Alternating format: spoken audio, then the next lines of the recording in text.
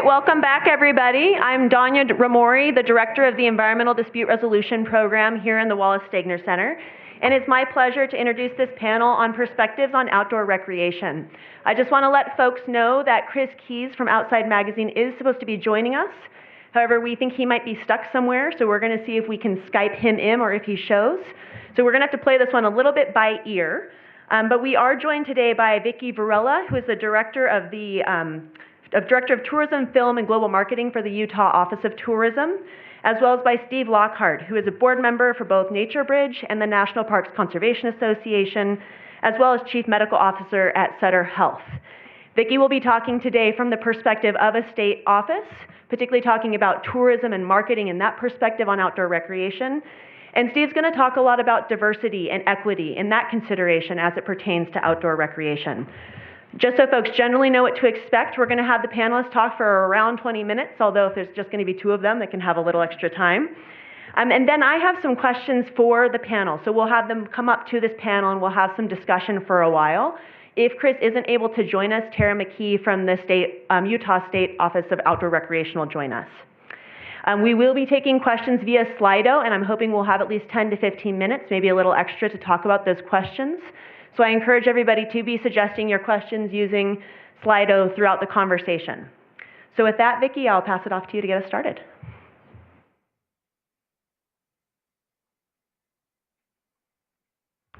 Thank you, Danya. It's great to be here. I've been quite inspired. I've been scribbling notes like crazy from the very productive discussions that we've already had, and I look forward to adding to that. I think it's important to establish context about what brings us to the work that we end up choosing to do.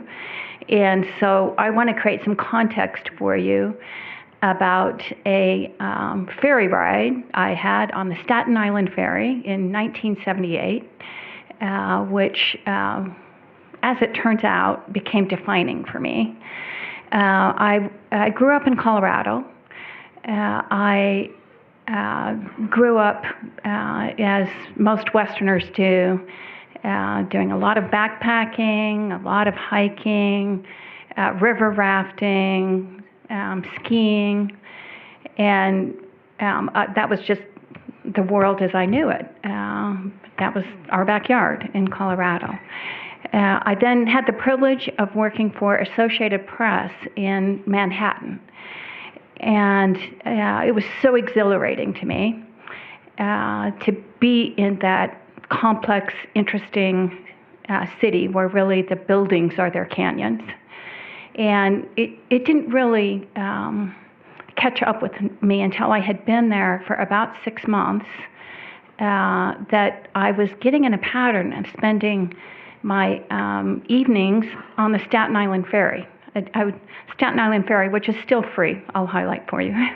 I would go up to the upper deck and maybe take a book or just stand on the deck and watch the world go by. And I finally thought, wait a minute, why is this happening? Why am I choosing to spend my evenings on the Staten Island Ferry? Well, this was many years ago, and at that time it was actually not safe for a young woman to go into Central Park. And I had found my way to Staten Island Ferry because it was the only place that I could have wide open space for free as a poor young woman working as a journalist. And that was sort of a defining moment that I needed to get back to my roots. I ended up relocating out west again and spent time in Colorado and Wyoming and eventually made Utah my home. So I'll skip through a bunch of career chapters and tell you that in 2013, I had the privilege of becoming the tourism director for the state of Utah.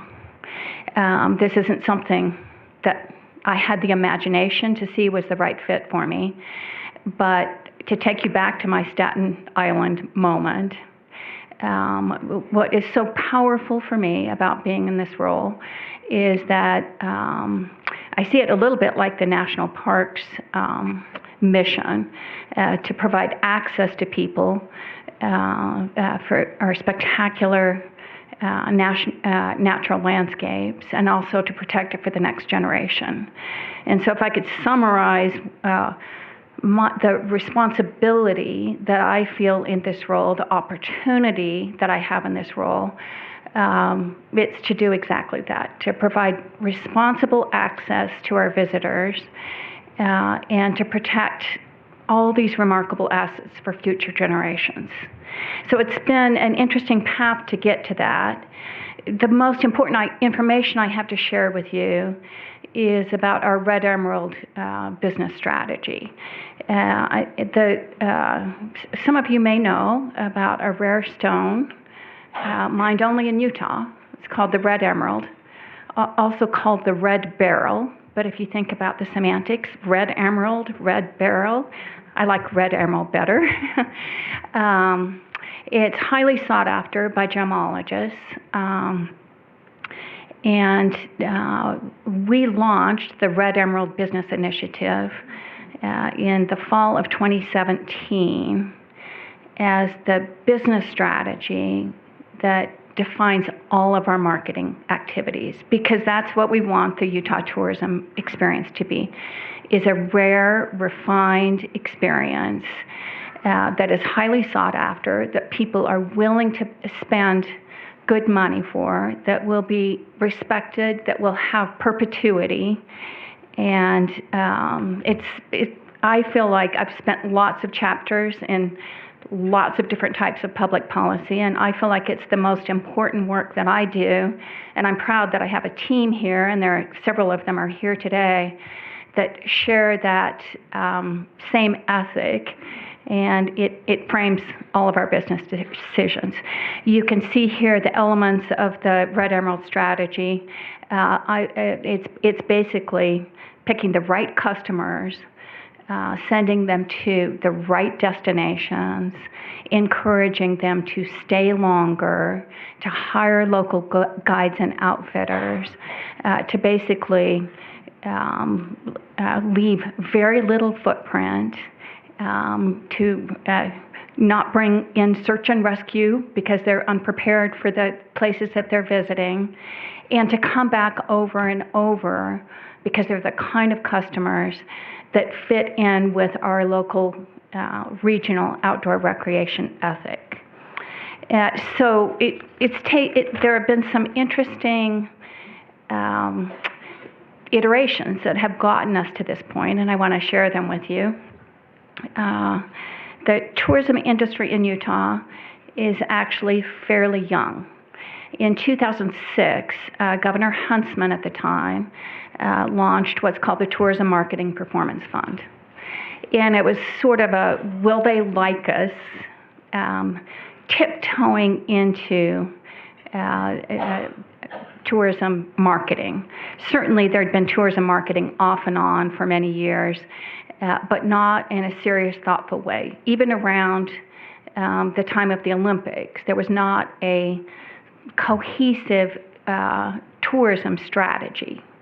And in fact, part of what motivated Governor Huntsman at the time to launch this marketing performance fund was a recognition that as spectacular of a success as the 2002 Winter Olympics were, that there had not been the holding power about the Utah brand that everybody might have expected. And in fact, when surveys were done, people said, oh yeah, 2002 Winter Olympics, that was fantastic. Oh, was that in Utah?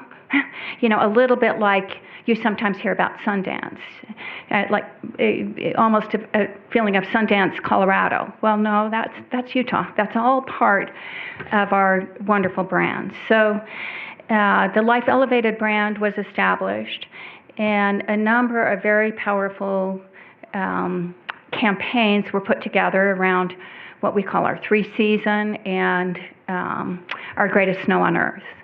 And when I came into this role in 2013, we did some research, and what we learned from that was that we had made enormous progress in people recognizing that Red Rock was in Utah, not just Arizona.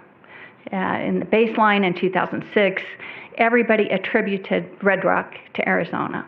So we had made significant progress in people understanding that Red Rock is part of the Utah brand.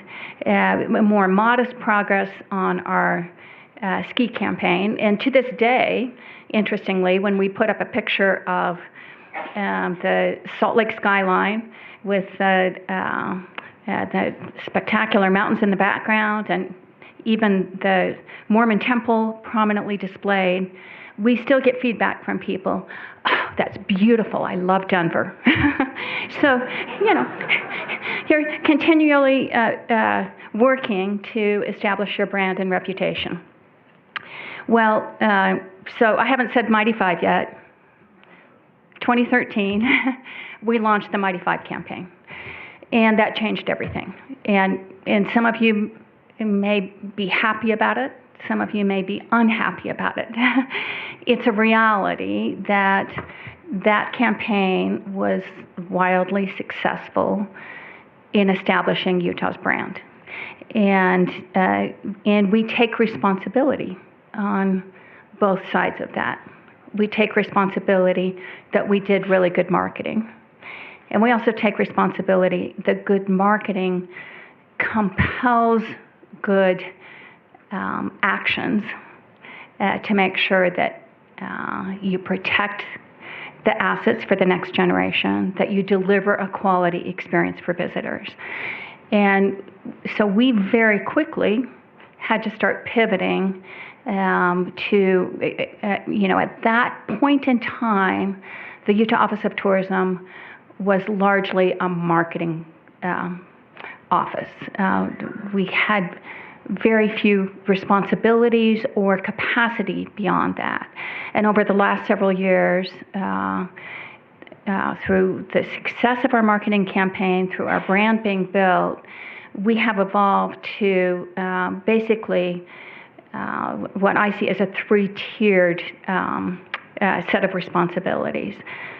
Certainly marketing, also destination development, ensuring that there are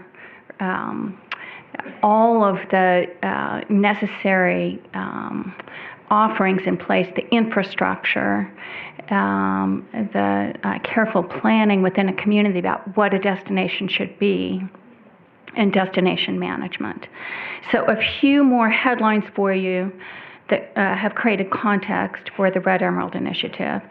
Of course, it's already been noted that the Mighty Five resulted in skyrocketing visitation to our national parks.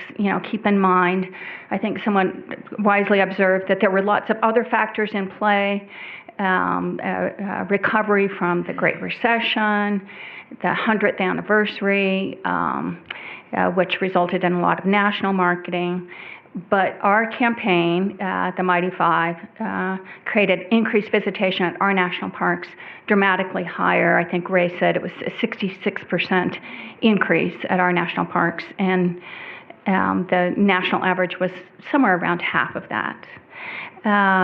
Voters made a big contribution to our reputation in 2016 because they named Utah the #1 tourism destination in the world. They sort of broke out of their pattern of naming top 25 places to visit, and they named Utah as the top place to visit.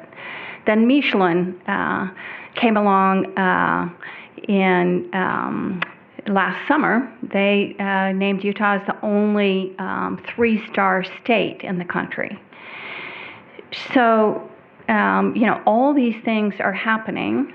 And we are shifting our strategies as they happen. I do want to note that one of the really good things that's happening is that the tourism spending is contributing significantly to the state's economy. $9.6 billion in tourism spending last year, which translates into about $1.3 billion in state and local tax revenues. So the state is shifting from time, Moab, we'll talk more about Moab later today, but 30 years ago it was a uranium town. Now it's a tourism town. There are management strategies that are really important no matter what your economy is. I think most of us here would agree that it's really great. It's a recreation town rather than a uranium town now. But how do we manage all the complex issues that go into that?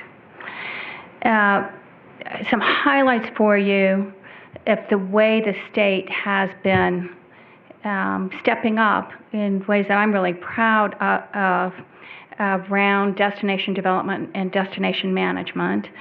In 2013, you'll remember we had the first government shutdown in many, many years, and our governor led out. He was the first governor in the country to pay to use state tax dollars to reopen the national parks. We never got our $1.3 million back, but we did right by our visitors and by the national parks to continue to offer a positive visitor experience. We had people who traveled all over the world to be in the national parks, and they got that experience.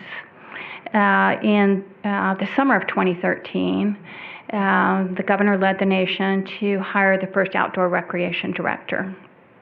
As others have pointed out, 8 more states followed, and there are a number that are in the works right now. Something that I was very proud to do in the midst of the legislative session several years ago. Our industry had performed well, and so we were positioned for a marketing increase in our budget, a $3 million marketing increase. And I started having conversations with legislative leaders and with our outdoor recreation director, Tom Adams, who Tom couldn't be here today because he's out doing outdoor recreation, but he's given me lots of good information for this session. Tom and I ended up in a series of discussions with legislative leaders, and we agreed, and I felt good about passing on the funding increase for our office to do marketing, and instead directing energy toward establishing an outdoor recreation investment fund. Tom has taken that fund and managed it in a way that I think serves the state really well. Because $43 million has been spent to date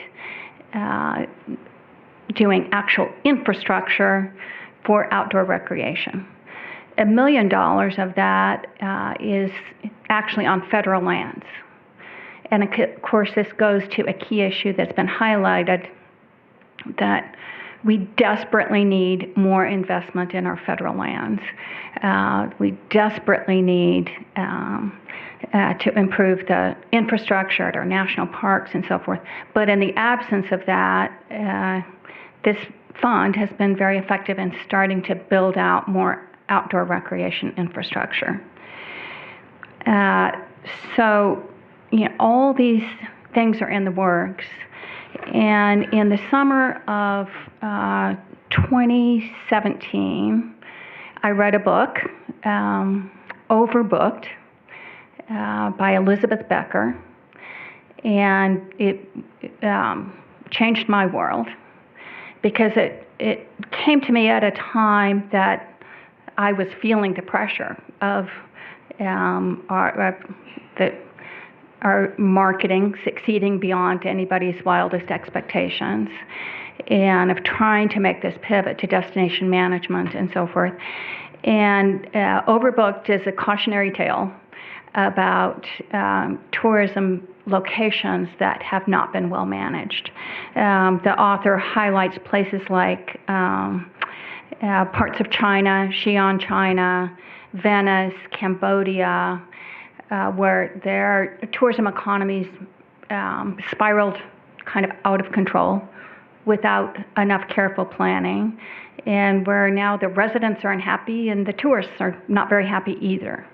It highlighted places like Costa Rica, the Galapagos, Of course, France continues to be an amazing model for having a long-standing tourism economy that has maintained its authenticity to everything that we all think of as French.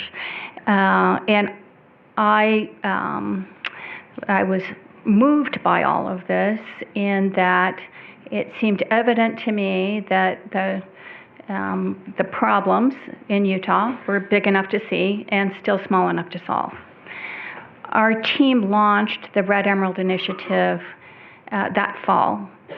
And I've got 20 people, some of the most talented people that I've ever worked with. Can I have my team members that are here raise your hands in case people want to, Rosie, Andrew. And we have completely committed ourselves to all of our strategies falling under the Red Emerald Initiative. So who are Red Emerald customers? They are what we call passion tribes, people who understand the Utah offering and who will come here and be respective of our natural environment, that will leave no trace and that will come back over and over. So examples of some of our passion tribes would be, there's a real strong, we did a lot of research last fall, and there's real strong interest from families who want to have outdoor adventure. There's what we call the explorers, people who are interested in nature and culture and discovery. There are the achievers, the people who participate in competitive events, who want to push themselves to the limits in having athletic adventures that require skill and preparation and so forth. So we have taken the concepts that were in the Mighty Five, and we've created a campaign called Between. And I'll show you an example. Let's see. It's less known. Between Utah's 5 national parks, there are moments that surprise you. Between generations and between friends. Somewhere between what you expected and what you never imagined. Start planning at visitutah.com. So I think it's self-evident to you that the places that we highlight are outside of the national parks. Clearly, people still see the arch. Our research tells us that people are going to go to the national parks, but it's just as was observed earlier.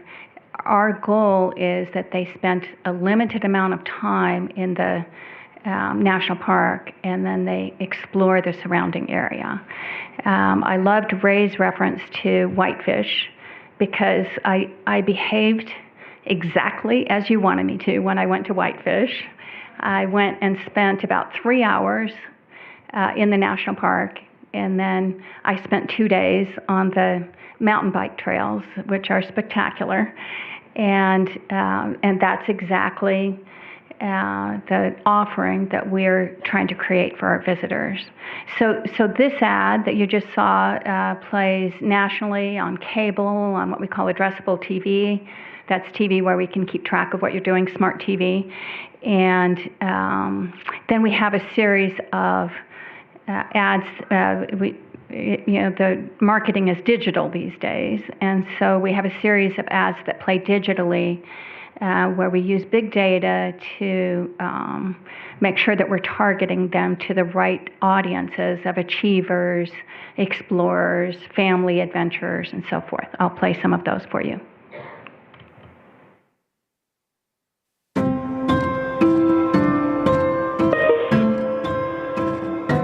Somehow, in these waters, connections run a little deeper.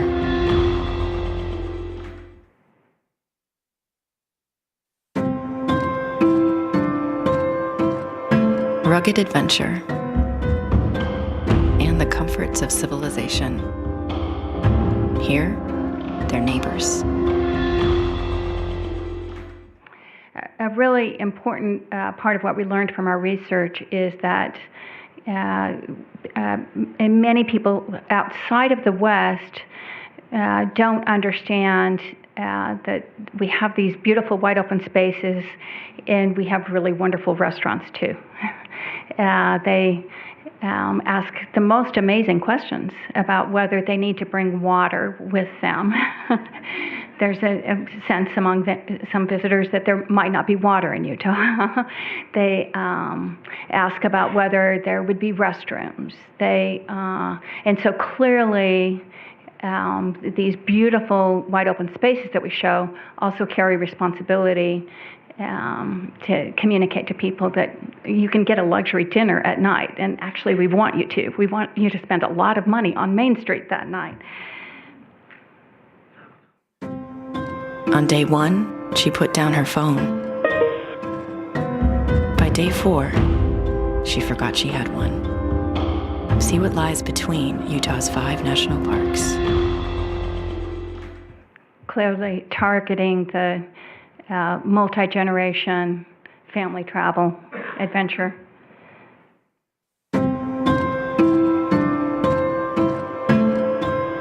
Where deserts rise to mountains and roads turn to rock, challenges lie waiting.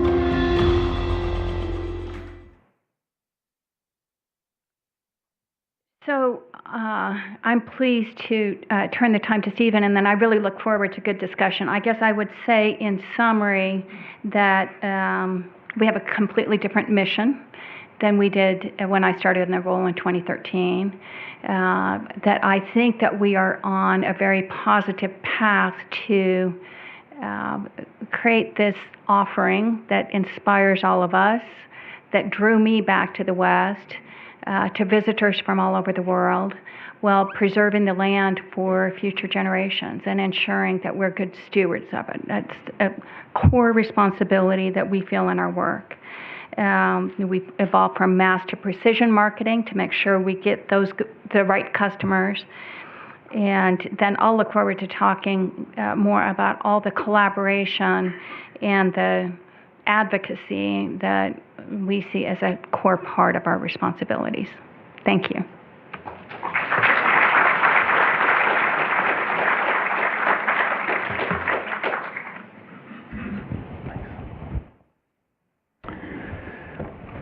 Thanks, Vicki. And as a beneficiary of some of the Utah outdoors, I want to also say thank you for your work.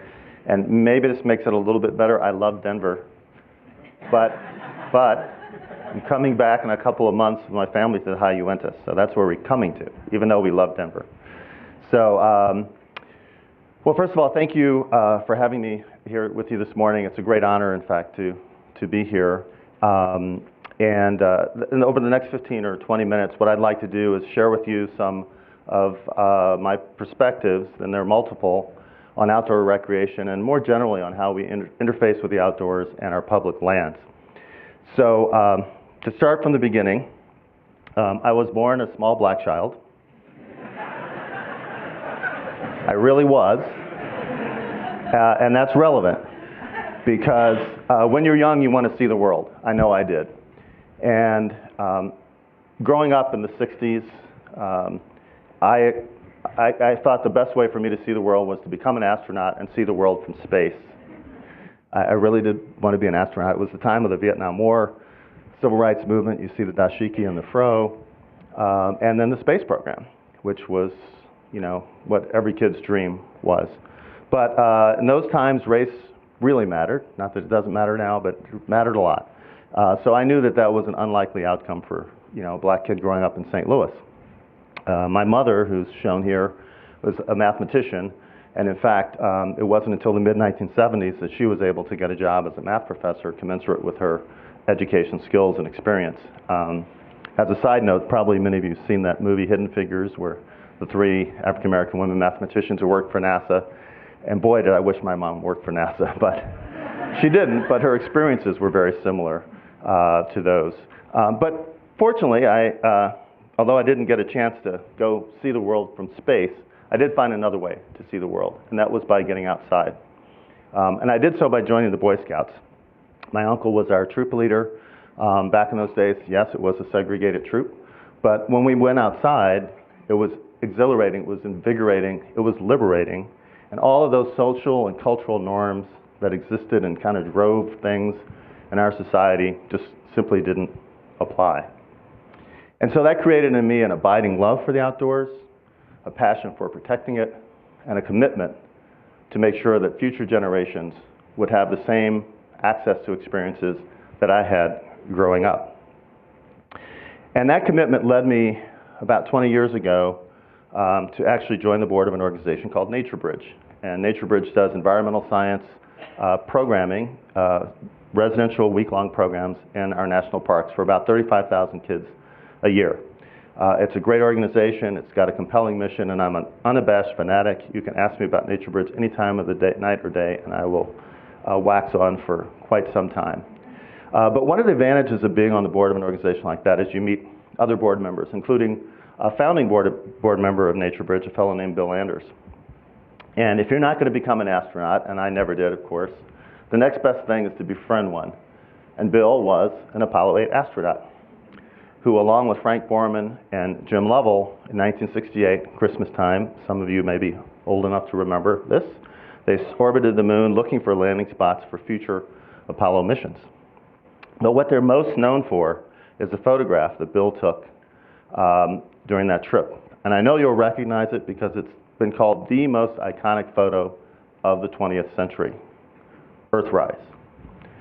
Now, as Bill recounts the story, when he first saw this, two things happened. The first thing he said was, "Jim, give me the camera, quick, color film, let's go, come on, come on." And the second thing he said was, "Wow, look at that. Wow, look at that." Now, if you know anything about astronauts, and these guys were quintessential astronauts, Bill is this way to this day. They're just like that right stuff, nothing phases them, ice in their veins. But this blew their minds. And Frank said, when we peered out of that little peephole in our capsule into the depths and darkness of space, the only thing we saw with any color on it was the Earth. And it was at that point that we realized just how fragile our planet is and the responsibility we have as its inhabitants to protect it. So they went to the moon to discover the Earth. And when they came back with this photograph, and it went around the world, it's hard to call it viral because there was no internet at that time, but it was in every publication across the globe.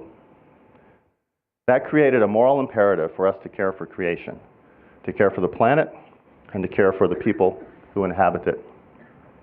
So what is this connection between the planet and us as its inhabitants? Well, I think it's never been more eloquently described than by the phrase coined by the esteemed biologist E.O. Wilson, biophilia, which is essentially almost a genetic inherent attraction we have as people for the outside world. And it goes something like this. This is what it looks like. The Japanese have something called Shinrin-ryoku, or forest bathing. And essentially, as I understand it, it's just a fancy word for being around a bunch of trees. Okay? But this was so important and impactful that they created an entire public health campaign around Shinrin-ryoku and trying to get people out among a bunch of trees. Because what they found was that people's blood pressures were lowered, their heart rates were lowered, their levels of stress hormones and cortisol was diminished. And so this was a good thing. This was a public health initiative in 1982 by the Ministry of Health and the Forest Service to get people out. A more modern version of this is seen today through the research of Dr. Dagner Keltner, who is a social psychologist at UC Berkeley. And he talks about the science of awe. Now, awe is what you experience when you're in the presence of something greater than yourself. And according to him, awe, not always, but most often happens when people are in nature. And if you look at these kids, these are actually kids in a NatureBridge program up in the Olympics in Washington. Their expressions can only be described, in my view, as experiencing awe. And what he found was that when you are experiencing awe, we are more likely to be compassionate, kind, helpful. In essence, being out in nature tends to make us a better version of ourselves. Now, as a physician, that's sort of my sidelight. That's what I do as a day job. I would be remiss if I didn't actually mention something about the physical health benefits of the outdoors. And I know we're all aware of the public health benefits of green space generally, but this is something I think that certainly the medical industry hasn't really caught on to very well, which is that there are actual therapeutic value to the outdoors. Let's take the example of asthma. Now, I happen to be someone who grew up with asthma as a child, childhood asthma. And for those who don't know about asthma, in brief, it's a fairly terrifying disease to have because the airways react to allergens or chemicals or toxins that may be in the air and constrict, essentially limiting or even cutting off your supply of oxygen.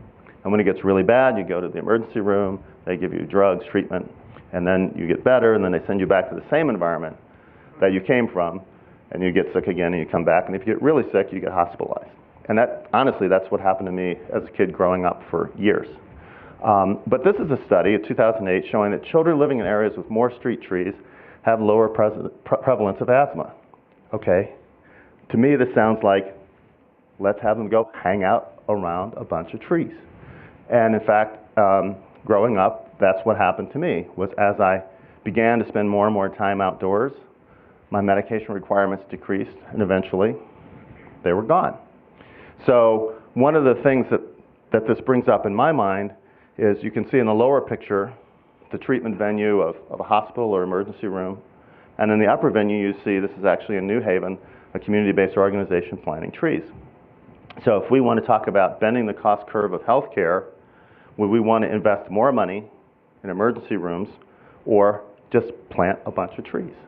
So I think you can tell where my head is going on this one. Now, another area of benefit of the outdoors, of course, I alluded to the NatureBridge programs, which does a much more formal sort of educational function for kids in the outdoors, particularly in our national parks. But there's a lot of formal and informal learning that can happen in nature's classroom. It's the greatest classroom with outdoors. And we find that kids have a greater attention span, there's greater academic achievement, and one of my favorites, having a daughter, is that there's gender-neutral learning in science. When we teach science in the outdoors, the boys and the girls, there's no difference in terms of how they engage or how they feel about themselves as learners. So the next question you might ask is, so who are the people who are benefiting from the outdoors and being outdoors mostly? And I would say that historically, at least the image of those who are in the outdoors, and particularly recreating outdoors, is one of that rugged adventurer. It's the outdoors man. And that means that it's literally been predominantly white and overwhelmingly male. And Chris isn't here, but I was going to acknowledge that there's a new dialogue that's being generated. In Outside Magazine, actually in 2011, I had a conversation with Chris who proposed that I moderate a panel of a number of leaders of color in the outdoor space and talk about how we engage more people in the outdoors. And Outside Magazine took that on and published it and began to make more public that dialogue. And then in 2016, they actually published another article by Dr. Carolyn Finney, who served on the Second Century Commission with us for the national parks, and she is a researcher who researches race in the outdoors. And so that dialogue was again revisited in 2016. And as a result of conversations like this, I think things are beginning to change. So in the upper left, you see Myrna Valerio. Now Myrna's very interesting. We call her the Myrnavator. And she is a viral sensation. I'm not on all the Snapchats and Instagrams and whatever they have, Twitter and all these things, but she is.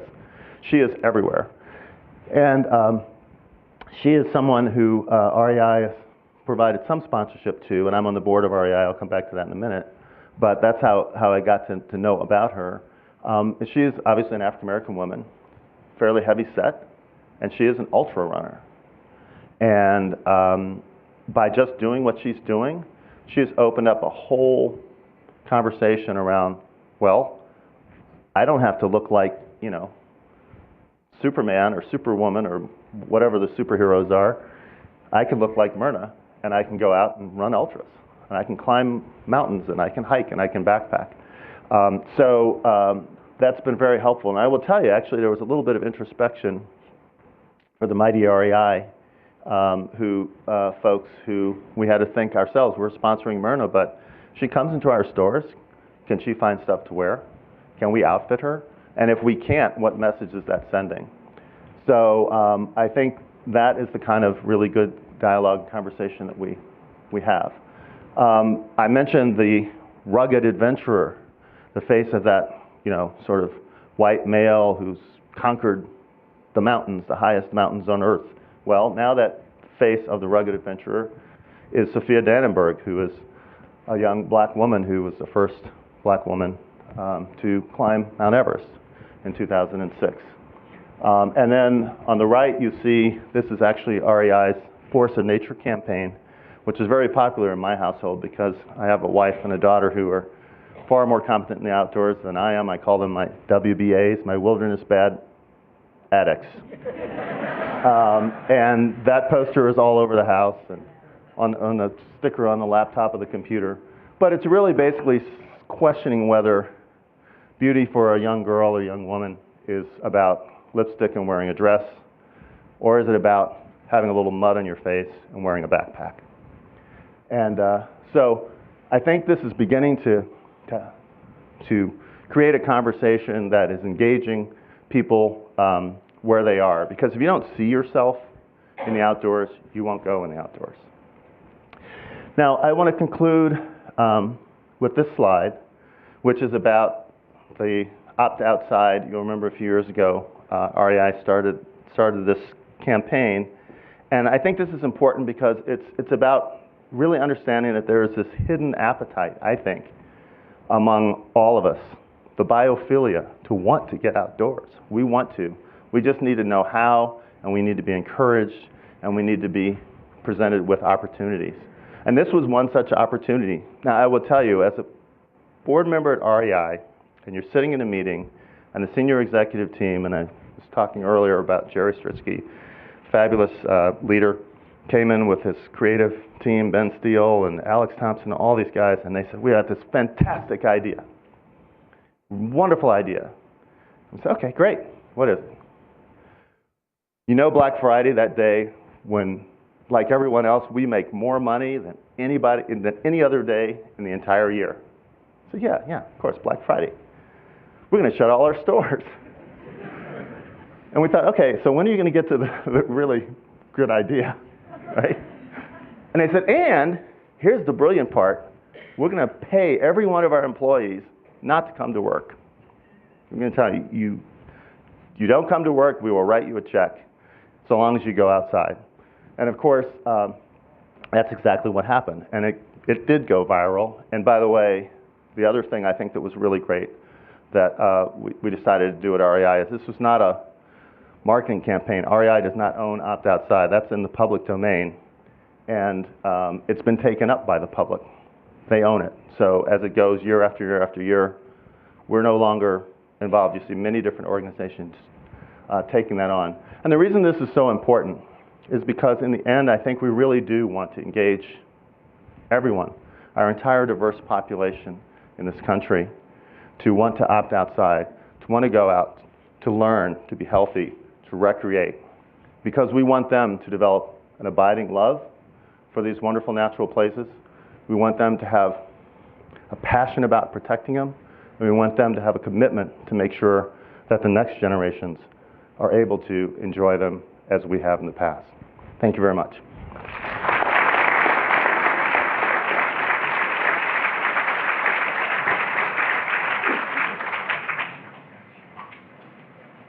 All right, so with that, I'm going to invite our panelists to come up to the panel, so Vicki and Steve, and then Tara, if you wouldn't mind joining us. Chris, it wasn't able to make it today, so we're going to be joined by Tara McKee from the State Office of Outdoor Recreation.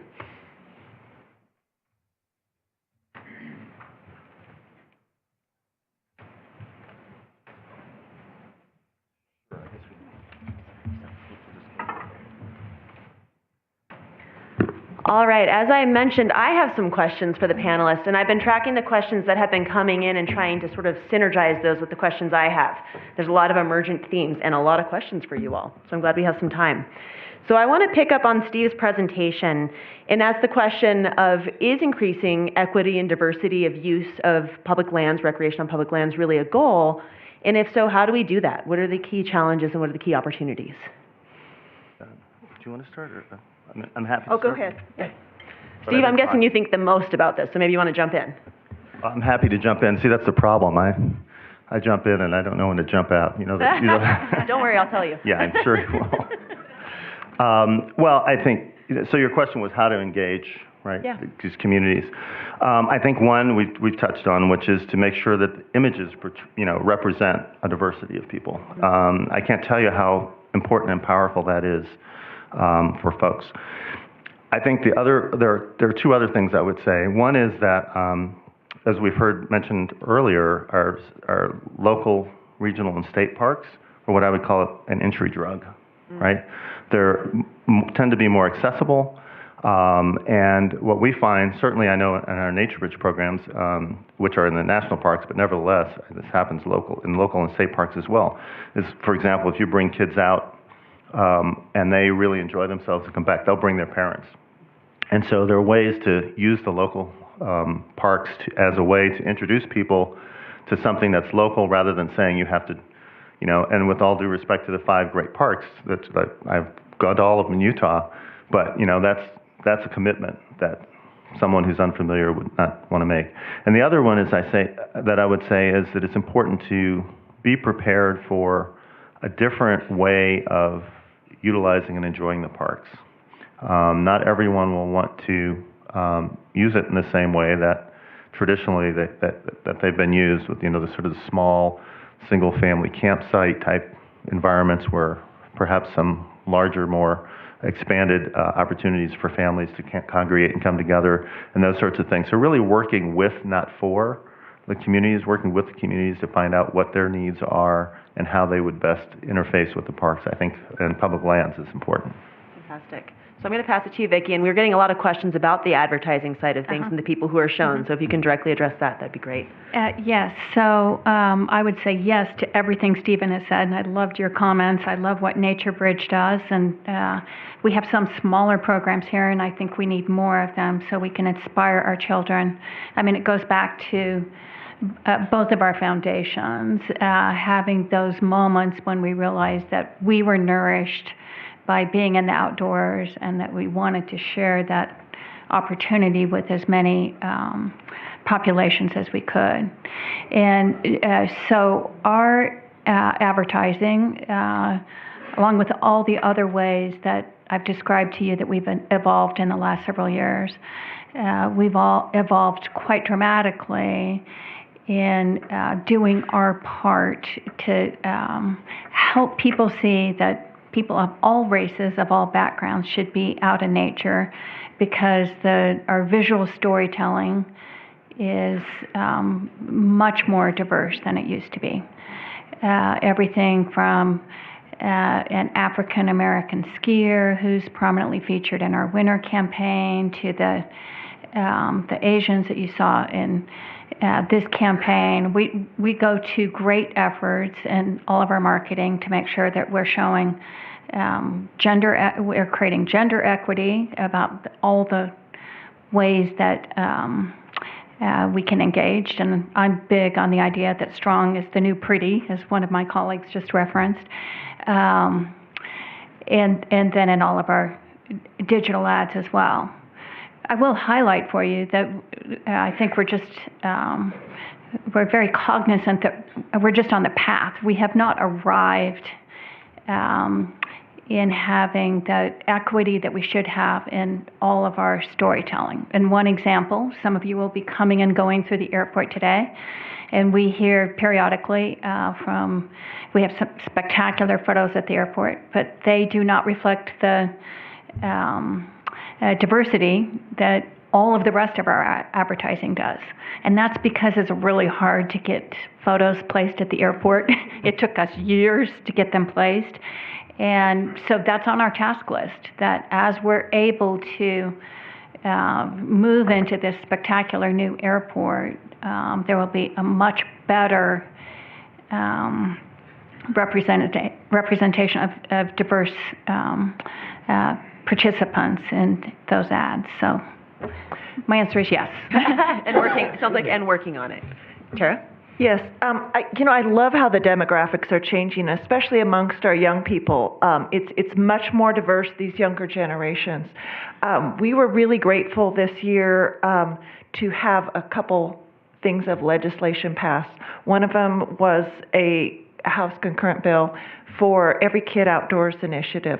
We really want to make sure that all children get the opportunity to get outside and experience nature, to learn about it, and to learn to preserve and protect our areas.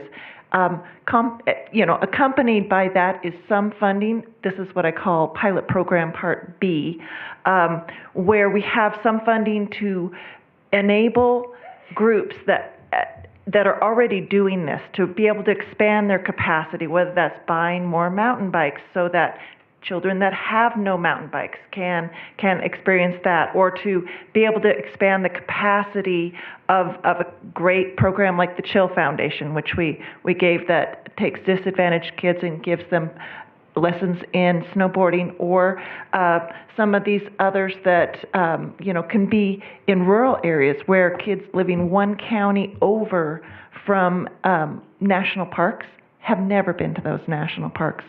So we'd like to take that forward and continue to be able to provide this opportunity to help some really worthy foundations and organizations.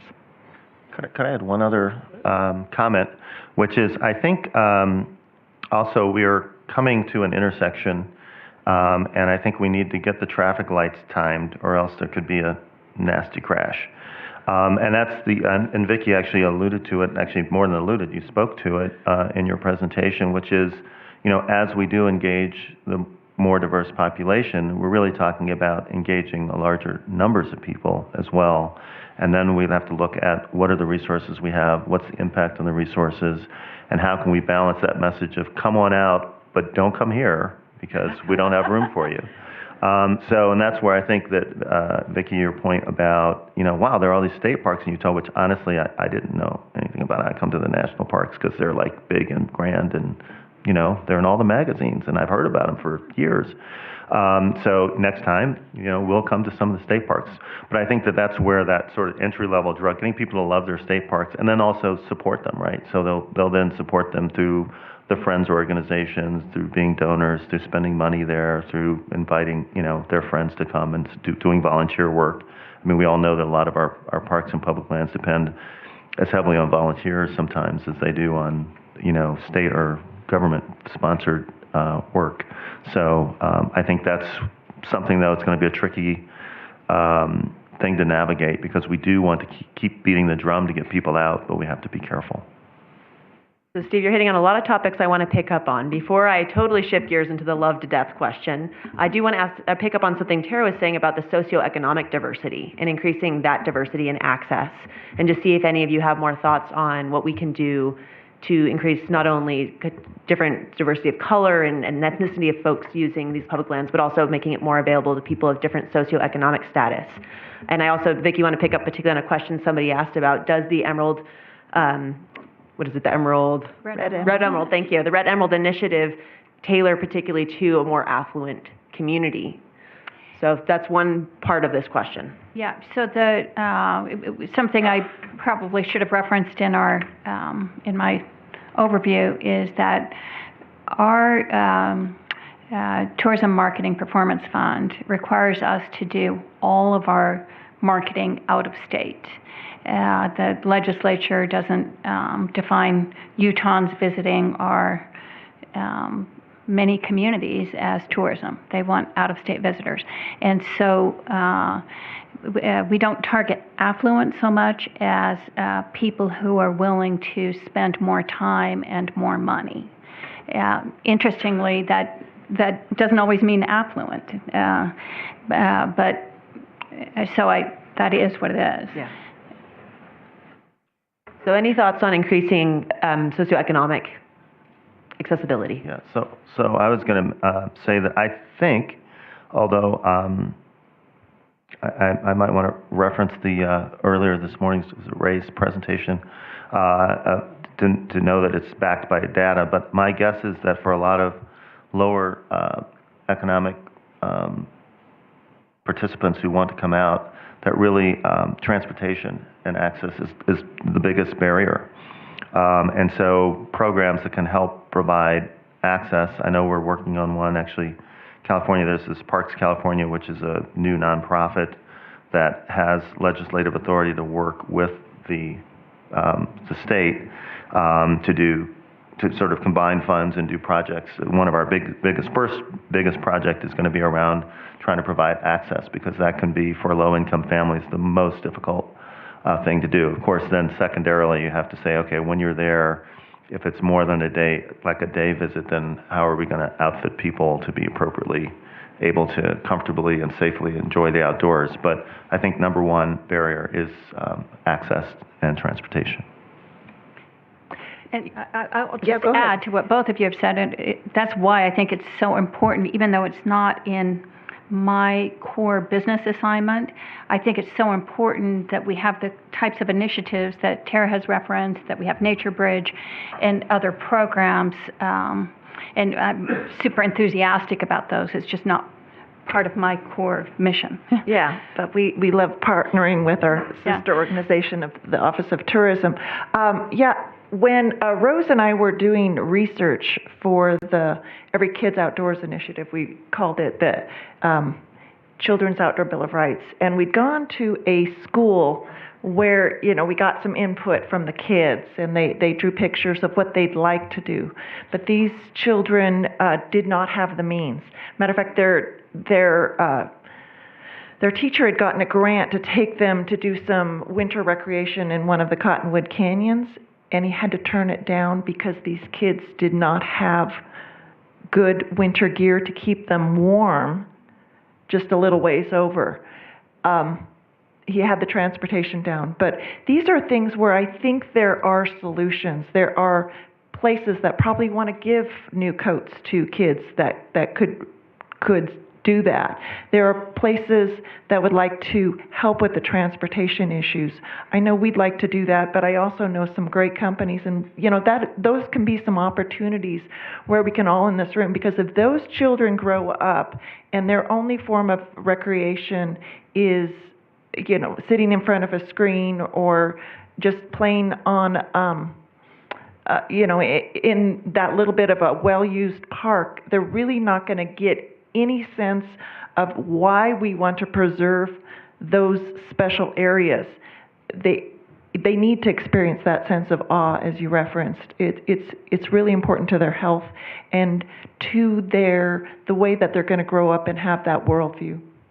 By the way, next time call REI if they didn't consider. There is a commitment there to support. Certainly on the gear side, I don't know if the transportation is something they can help with, but. Great. So we're going to come back to that topic of partnerships, something I want to dig into a bit more. But first, let's pick up on this theme of love to death, right? The fact that, as Steve mentioned, we're kind of at this crossroads where we're really trying to get more people out there, more diverse people out there, make it more accessible, and yet we also have a lot of very impacted landscapes and communities near those landscapes. And even, as Rebecca put it, trampled to death flowers, right? So I'm interested to know, how do you all think we can balance those competing pressures, the pressure to get folks out there to make it accessible with actually protecting these landscapes? What does that look like? What can we do? I'm happy to take a stab at it. I think it would be wonderful if there were one simple thing, and there's not. It's very complex, and I think this symposium has been highly productive already.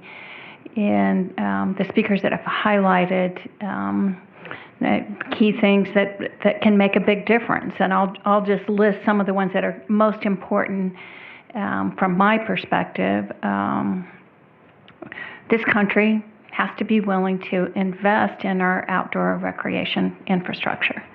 And that hasn't been happening. It hasn't happened for many, many years at the federal level. I've highlighted for you ways that I'm proud that the state of Utah is stepping up to make investments through Tara's program, through other initiatives. It's not enough because we desperately need for Congress to be willing to invest not just in our national parks, but in all of the BLM land and National Forest Service land that has so much potential for spreading out access and giving people these world-class experiences that I think we all agree they deserve. So the private investment that has been highlighted by several speakers is also a really interesting part of it. This impact investment. I'll just highlight for you. We're now in this kind of a pattern in our democracy, amazingly enough, that we shut down federal government periodically. It's like, wow, that's not the world I grew up in, but that's what we've all experienced in the last couple of months. So highlight for you that one of the things that we worked really hard to do was to keep the national parks with basic operations through that difficult period in December and January. And our office stepped up, and we were proud that we didn't have the problems that they had at Joshua Tree, because we had basic services, we had stewardship, we had basic operational support to pick up trash and so forth and so on. Well, one of the interesting things that evolved out of that is there was a lot of national press about what we were doing. And a local corporation, Alsco Corporation, the CEO called me and said, "Hey, we love what you're doing. We want to participate." And Alsco Corporation stepped up with $100,000, and they supported all the work that we were doing in the parks for several days. So I hear about this impact investment idea, and I'm thinking, well, maybe I should call my friends at Alsco back. There are all sorts of initiatives that all of us can take in our respective responsibilities to try to improve investment in all of these precious lands. So that's one part of it. Another part that has been highlighted and Stephen's referenced is stewardship, that in all of our respective responsibilities, we can find ways to improve stewardship. So just one example is we now have so many Chinese visitors, and many of them are unprepared for outdoor adventure. And so one of the things we've done in our office is an educational campaign for our Chinese tourists to help them understand how to be good visitors to our national parks. We've gotten a lot of attention through social media on that. It's the beginning of the kind of work that's necessary so that we all feel a sense of stewardship over these precious places. Another example is stakeholder engagement. And Danya, you're leading out to assist us through a very complex planning process in the communities surrounding Zion National Park. We saw a miracle that I didn't see coming with the Bishop bill to establish more wilderness in Emery County, to establish a new national monument there. And that was through old-fashioned stakeholder engagement that went on for many, many years. And I think we were all blindsided by that miracle finally happening, because I had been in discussions around that forever. So stakeholder engagement is just such a critical part of it. Another part that's been highlighted earlier is running for public office. If you care about our lands and you want to show leadership, run for public office. Get appointed. Yeah, we need some. Get appointed to land management positions was highlighted earlier. I think this symposium is so powerful that one of the things I would love to see is more millennials here, because I believe everything in our research and our experience tells us that they're deeply passionate about experiences, about protecting the world. They have a greater sense of stewardship, a greater sense of the problems with climate change than the generations before them. And so I think we need to get them more involved in these public policy discussions. I'll say one final thing, is that I am spending a lot of my time in advocacy at the federal level. I chair the Western States Tourism Policy Council.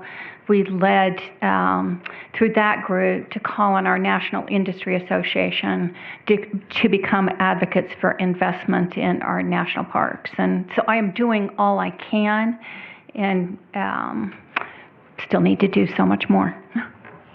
Thanks, Vicki. Other thoughts? Yeah, go ahead. Well, I was just going to, and I'll be brief, say that, our NatureBridge core curriculum, there are three things we talk about: sense of place, interconnections, and stewardship. And Vicki alluded to the stewardship piece, but I think the interconnections piece and storytelling around that is really important. And this is what I mean by that. So I'm also a member of the Alaska Wilderness League, so somewhat involved in things that happen up there north of the Brooks Range. Big impacts on our climate, our environment, all that. But I live in Oakland, and most of my neighbors have not been, nor did they, will they go? So how do I make that interconnection between living in Oakland near Lake Merritt and the stewardship that we can do there and the engagement we can have there, how that relates to what happens in our, very remote places that we may never see? Why is it so important to protect and care about these places that, are just something on a map, and bringing that to life? And I think that really has to happen through stories. I mean, the data is helpful, but people remember stories. They don't remember data. So I think that's an important part of the messaging that we do, particularly as we start to engage these new communities, younger millennials, is to say, actually, these places are beautiful, and we want you to come to them once in a while, but we really want you to be stewards of the environment in your local communities. We really want you to engage around, wastewater and what happens to the bay, and the stewardship, and how, all those sorts of things that are local to you make a big difference. So. Yeah, I think that's really important. I grew up in a community where up in Washington State, and environmentalism was taught in the schools, and that stewardship, and it really became a part of my ethos and so forth. So thank you for bringing that up. Our Office of Tourism, as has been alluded to, has a grant that builds more types of outdoor recreation infrastructure. That can be trails, that can be non-motorized boat ramps on rivers. It can be in Moab. It's artificial boulders that is on a safety surface in a park, in a community that has no climbing gyms anywhere near it. So this is an opportunity for people to take part in that. But as we do this, it provides opportunities for people to recreate in new areas that can handle it, that have passed their environmental clearances. And there are ways where, we've got to look at different levels of, such as trails, one that's very well hardened, can handle large populations, and sometimes populations that really don't want to get that close to nature. Just a safe distance, and then another one, which might be a level 2 in between, and then one that is meant for a more solitary nature experience. And these kinds of conversations need to go on. We have a summit once a year that we're having, and Danya's going to be doing a workshop for a good part of the day, discussing some of these issues of impacts from tourism and how we can work through these issues. But there are some rural communities that would like to make tourism one of the economic pillars of their community, because extraction isn't what it used to be. And it is an ebb and flow thing, and it is dying. And, I think Headwaters Economics has pointed out over the years that you've got to have several of these pillars in the Rocky Mountains, in these rural areas, to really be able to survive economically. And these are the things that are going to change hearts and minds. I know that many of you are aware that not all politicians are really supportive of public lands, and that's not an understatement, is it? But things will change. Younger generations will grow up and they will vote and things will change. But they have to change by seeing that outdoor recreation is a good thing, that some tourism, well managed, is a good thing, and so that things do change, and that we've got to go forward, and that old ways of always making money off the land aren't the same. But hopefully we'll be doing it in a responsible manner. All right. So we're going to again keep circling back to some of these things, and I will warn you, I want to talk a little bit about that state tension in federal lands a little down the line here. But before we go there, I want to pick up on the comment about these communities near the public lands that are being recreated on and visited. Just like the lands that are being impacted by all this visitation, communities nearby are being impacted. And I'm curious to hear your thoughts about how do we help those communities deal with that increase in visitation and or bring in more visitation if that's what they want for their economic development.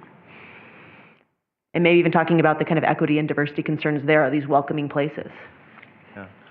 Well, in terms of the engagement of those gateway communities, at least as we refer to them when we think about, I'm going to now allude to my NatureBridge experience, because that's where I have the most experience with engaging communities around these national parks.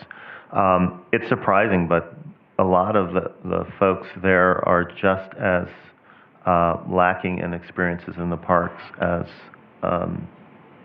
urban kids. And these are the kids of the bus drivers and the hospitality workers and all that sort of stuff. Live nearby but don't really have that deep experience of engaging with the park. So that's the first thing. I think that really making sure that there is the support of the community to engage with the park, be that recreation, be that education, et cetera. And access is almost as much of a problem for them, even though it's maybe a matter of 5 miles or 10 miles or something. It can be a challenge. From an economic perspective, I think typically, I think more is better in the sense that the restaurants and things like that happen. But I will also say that there is some fragility to that, because when we see some of these natural events, the fires and floods and other things that close parks, or even the government shutdown, it can be really devastating for those communities economically. And of course, the first people to be impacted are generally those local businesses and or the workers who are working even in those local businesses, some of whom are economically, pretty poor. Mm-hmm. So I don't know what your experience is in terms of the economics of, visitation, but, I would think that that's a good thing in general for the local communities. Yes, it really varies community to community. And so I will highlight a couple of challenges and a couple of things that I think are very promising. So Danya, again, has been very involved in assisting the region around Zion National Park and trying to figure out how we manage all the pressures of visitation around there. So a very interesting and promising development that's come from people in that area sitting down and slogging through these hard problems is that there is a public-private sector partnership around creating a visitor center and a visitor experience at the east end of Zion National Park. It's in the beginning stages, but I think it has great promise of spreading out the visitation to Kane County, which there's still capacity for more visitors. There's an appetite for them to build out their tourism economy. And there's been wonderful engagement, going back to the people sitting down and talking with each other and figuring out how to solve problems. So I'm very optimistic about that. The Moab area, I know that we'll have discussion on that later.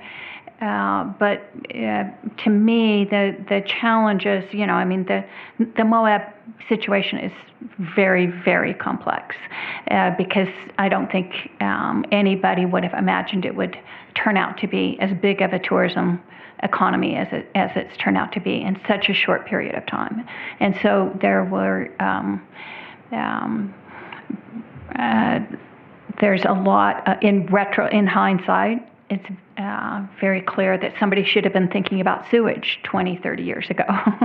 But they now have all of these problems, and I don't want to get ahead of myself because I know there's a whole panel discussion, but I'm impressed by the way our new mayor in Moab is trying to engage the community so that everybody can get on the same page about how to solve these complex problems. It's interesting to see what's going on in the Zion area as they deal with complex planning, and in the Arches area, and both of them are super hard. In the Zion area, I do see that rolling up the sleeves, stakeholder engagement, that I think is going to enable them to get to a solution in a way that has been much more difficult in Moab, and that's because there just haven't been as many of these hard, thoughtful, open discussions to get all the problems and all the opportunities out on the table. So summary is stakeholder engagement.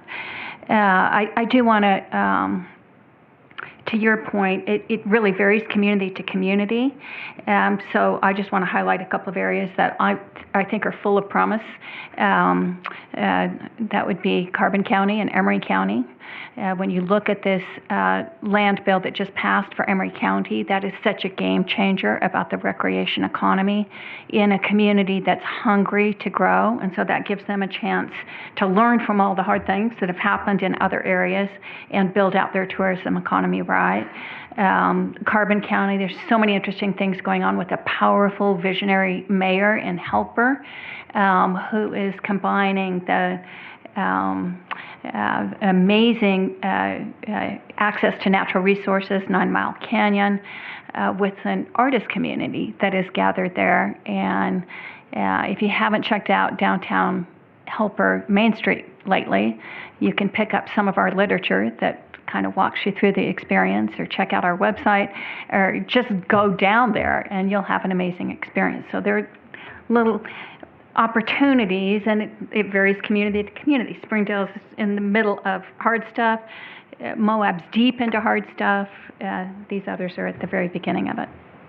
And I'm really hoping that, Moab and Springdale and some of these communities that are going through this and are learning from that can be mentors to some of these communities that are going to be encountering that, whether it's Emery County or San Juan County, which there are some communities there that would really like people to come and see Bears Ears, although we hope that we can get in place the protections needed to protect some of those really precious archaeological artifacts and so forth, so that they aren't stolen or vandalized or what have you. But it does require planning, and it requires all the best brains, and I hope that any of you who are really passionate about this can offer your services, come to the table. There are communities that are really dying to have that kind of help, so that they can get out in front of this, maybe make the right types of decisions as far as, okay, zoning. What are we going to have in place for lower cost housing, for low cost housing for those that can't afford it, so people aren't buying up all the houses and making them second homes. And then there's nowhere else for the residents that have lived there a long time to live. So these are really complex issues, and our little office of 4, we hope that we can be of help, but we know that it relies on a much larger group. So there's so many more questions that I want to ask these folks, but I will just say, using the Zion example to address some of the questions that came up from the audience questions, Zion's also hopefully going to be a really good example of getting folks off the roads and into public transit and on regional trails to be just getting folks moving in mobility. One of the benefits, as came up, is just that might benefit socioeconomic diversity. It's something I hadn't even thought about, because down there congestion is just such a severe issue. Just getting folks off the roads is the main goal. But I think it's a really key point that places are doing innovative things, and there's a lot of really good collaboration trying to solve some of these issues. So hopefully we'll have some bright spots to look to. With the last 5 minutes we have, I want to just really dig into this question about the funding challenges on public lands and even in infrastructure in the gateway communities nearby, and really those opportunities for partnerships. Even just the example of, did you ask REI about coats, right? I mean, there's so many partners we can reach out to, and yet we're still struggling. So what are some of those partnerships we might pursue? What are examples of things that are working well, and maybe some untapped resources? Okay, I'll go first.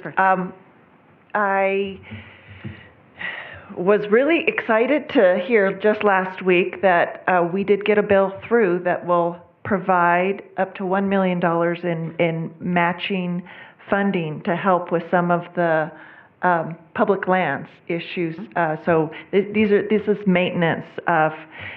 We really were appreciative of the input that we got from the Forest Service and some of these others, but we hope that this can help. This is some small attempt with the state to help match with these resources, and I would like to bring other partners in on that. There is another program that we are modeling this after, which has brought in, Trout Unlimited to help with this, and some of these other foundations who would like to also to match some of their resources and see them go to these recreation places that we have loved to death, and so that they have deteriorated to the points where picnic tables in campgrounds need to be fixed, trails are washed out, or just need to be rerouted because they were first designed by somebody's sheep coming down the mountain, and really that just became the mountain bike trail, but it really wasn't a sustainable trail. So we'd like to see things like that happening with this money, and I look forward to being able to launch that soon.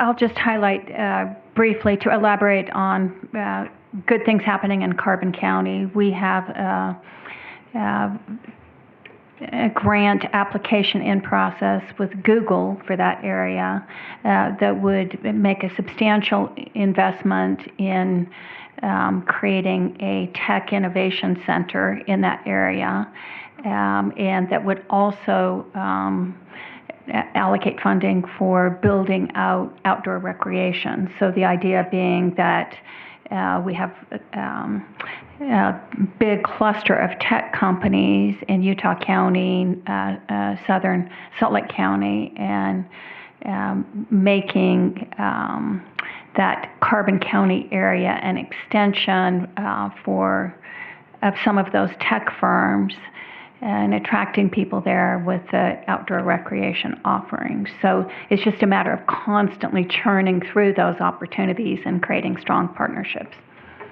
And I would stratify two sets of comments. One is around partnerships for purposes of funding, and I know on a national level, the National Park Foundation is looking at doing some fundraising in collaboration with partners to both enhance the outcome, but also to make sure that it adds a little bit more infrastructure and support for those local friends groups to be able to fundraise locally. So that's one thing. And the other, I would say, is I think from a financial fundraising perspective, it's great if there can be vehicles like I talked about Parks California, which is the public-private partnership, and there are others, that I just know about that because it's in California.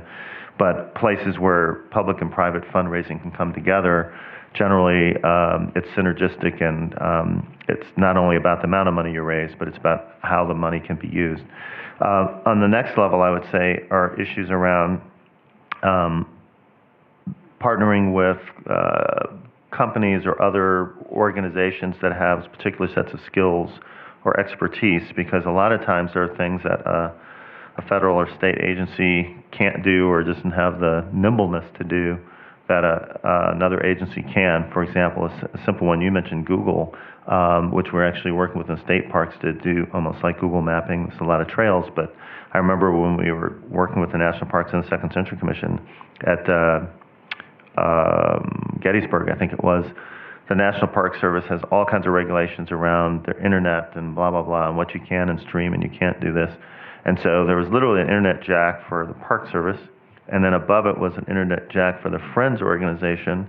So when we wanted to do distance learning with a ranger in Channel Islands, we took the plug from the Park Service and we put it into the partner organization one. And of course we could stream all the video we wanted, and we had a nice, educational session, which we couldn't, and it wasn't the Park Service's fault. I mean, well, I'm not going to say it was the Park Service's fault, but seriously, there are certain things as a government agency that they needed to be, keep in a certain box, and there was more flexibility there. Other areas are, I mentioned IS or information technology, but also things like business planning, which is not always a strength of, it's not necessarily deficient, but it's not always the strongest suit of people who are, protecting and monitoring our public lands to be able to do, really very sophisticated business planning. And so members of the business community can help with that sort of thing.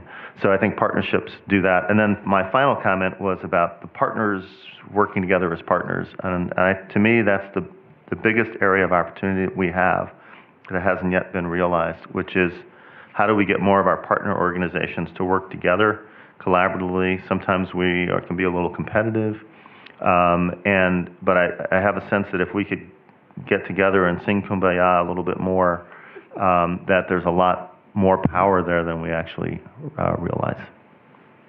Great. So Vicki and Tara, you're saved by the clock in terms of not having to answer some of these questions about the state relationship with public lands, federal lands. So we'll save that. If you really want to talk to them, I think they'll be here for a little while. So just to conclude with some summary thoughts, some things I really took away from this, right, is that there are a lot of reasons to get folks out there doing outdoor recreation, enjoying these public lands, from health to the economic development opportunities for communities and states. And there are a lot of tensions inherent in that, and particularly this sort of conservation recreation tension is something that we will be talking about, I think, throughout the next 2 days. If you're really interested in that tension, we'll have a dialogue specifically on that topic tomorrow. And I think that really there's just a lot of need for and a lot of opportunities for collaboration and partnerships to tackle some of these problems. And I think we're seeing some really exciting things and some bright spots, and there's a lot more need and maybe a lot more opportunity. And now I get to put in a nice little plug. As I said, I direct the Environmental Dispute Resolution Program here. If you're interested in that topic of partnerships and collaboration, we run a short course on effective natural resources collaboration, which happens to be open for applications right now. So if you or anybody you work with might be interested in that course and learning how to partner effectively and do this collaboration thing, which is not just kumbaya, let's all get along. It's actually a very pragmatic skill. There should be flyers out on the tables, or come talk to me. I'm happy to tell you more about that course. So with that, we are going to break for lunch. I am told that lunch will be in room 6623, which should just be out that way. And we would ask everybody return promptly at 1 o'clock because we'll get started right then. So with that, thank the speakers. Thank you.